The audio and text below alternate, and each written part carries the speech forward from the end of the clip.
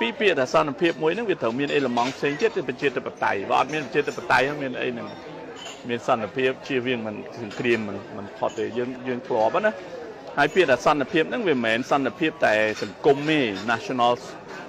security ទេវាត្រូវសន្តិភាពមនុស្សជាតិទៅទៀតគេហៅ human security អញ្ចឹងបើសិនជាវាមានអំពើហិង្សាវាអត់មានប្រជាធិបតេយ្យមនុស្សកាន់តែ stress មនុស្សកាន់តែខឹងមនុស្សត្រូវបានគេរំលោភច្រើន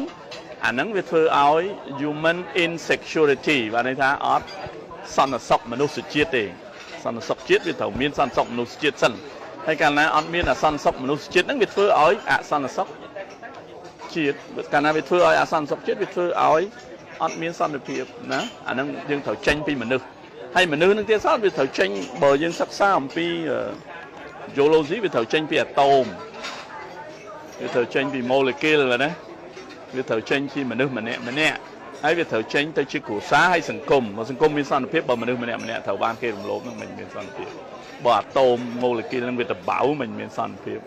អញ្ចឹងតែយើងទៅយកតែលើមួយដូចជាអត់ត្រូវទេលោកមើលឃើញកម្ពុជាយើងថ្ងៃមានសន្តិភាពប៉ុណ្ណាអត់មានសង្គ្រាមប៉ុន្តែអសន្តិសុខមនុស្សជាតិ human insecurity ព្រោះមានអំពើហិង្សារំលោភដីធ្លីអំពើអយុត្តិធម៌ការរំលោភបំពានកម្មករអីច្រើនហ្នឹងអាហ្នឹងគឺ human insecurity បាទ